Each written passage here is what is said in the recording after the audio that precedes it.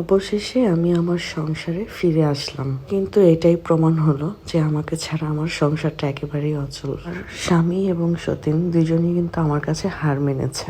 ওরাই কিন্তু আমাকে আনতে গিয়েছিল, আর এবার যদি ওরা না যেত তাহলে সত্যি আমি আর কখনোই আসতাম না। এটা ঠিক যে প্রতিটা মানুষেরই সংসার দরকার, কিন্তু এমন সংসার না যেখানে বেহায়ের মতো পড়ে থাকতে হয়, যেখানে নিজের সংসারে অন্য কেউ মাতবরি চালায়। এখন থেকে আমার সতীন আমার সংসার আর কোনো প্রকারের মাতবরি করতে পারবে না। এবার এই সব কথাগুলো ঠিক করেই আমি এসেছি। এমনকি আমাদের স্বামী যা করবে সব দুইজনের জন্যই করবে, ভালোবাসলেও দুইজনকেই একসাথেই ভালোবাসবে। মোট কথা আমাকে আর কোনোভাবেই ঠকাবে না, এমনটাই কথা হয়েছে আমাদের।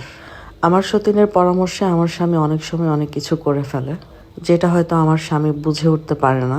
আর এটাই খুব স্বাভাবিক, ঠিক না? সতীন থাকবে আর সতীন কুটনামি করবে না, তা কি আর হয় বলেন? এইবার থেকে আমার সংসারটা আবারও আমার আগের মতোই হয়ে যাবে। আমি যা বলবো তাই করতে হবে আমার সতীনের। আমি খেতে দিলেই আমার সতীন খাবে, আর নয়তো খাবে না। আমি পড়তে দিলে আমার সতীন পড়বে, আর নয়তো পড়বে না। এবার আমি সবকিছু পাকাপোক্ত করেই এসেছি। তবে হ্যাঁ, এবার এসেছি শেষবারের জন্য। যদি সবকিছু ঠিক থাকে তাহলে তো ঠিক, যদি ঠিক না থাকে তাহলে চিরজীবনের জন্য আমাকে হারাবে আমার স্বামী।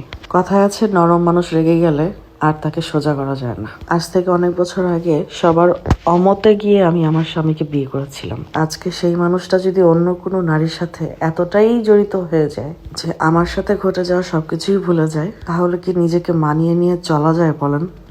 দিন শেষে না, আমিও একটা মানুষ, আমারও একটা মন আছে। আমার সতীনের সাথে সম্পর্ক হওয়ার আগে আমার স্বামী আমাকে অনেক ভালোবাসতো, অনেক সম্মান করতো। সে আমাকে ছাড়া একটা দিন একটা রাতও ঘুমাতো না। আর সেই মানুষটা আজ কত বদলে গেছে। আমি পাশের ঘরে থাকি, সে অন্য পাশের রুমে আমার সতীনকে নিয়ে ঘুমিয়ে থাকে। এসব দেখে আর কতদিন ভালো লাগে বলেন? একটা পুরুষ যখন দ্বিতীয় বিয়ে করা, তখন তার উচিত সবাইকেই সমভাবে সম্মান দেওয়া, ভালোবাসা। আচ্ছা যাই হোক, আমি তো আমার বাসায় চলে এসেছি, আমার সংসারে। ও আরেকটা কথা, এখন থেকে এমনটাই হবে যে আমার সতীন সুস্থ হয়ে গেলে ও সব কাজে আমার সাথে হেল্প করবে। ওর সাথে আমার সবকিছু ফাইনাল করে এসেছি। জানেন, আমার লাইফে সবকিছুই আছে, শুধুমাত্র স্বামী থেকেও নেই। মাঝে মাঝে নিজেকে বড়ই অসহায় মনে হয়। আগে ভাবতাম সবকিছুর অবসান হবে, আমারও একদিন সুখ হবে, কিন্তু এখন বুঝতে পারছি যে এটা আসলে অবসানের কিছু নাই, এভাবেই চালিয়ে যেতে হবে নিজেকে। আর সবচেয়ে বড় কথা হচ্ছে, নিজের সুখ নিজের কাছে। আমি সবসময় আমার নিজেকে নিয়ে ব্যস্ত থাকার চেষ্টা করি, কিন্তু পারি না। চোখের সামনে দিনের পর দিন, রাতের পর রাত স্বামীকে এত বদলে যেতে দেখে আসলে খুব ভয়ঙ্কর লাগে ব্যাপারগুলো।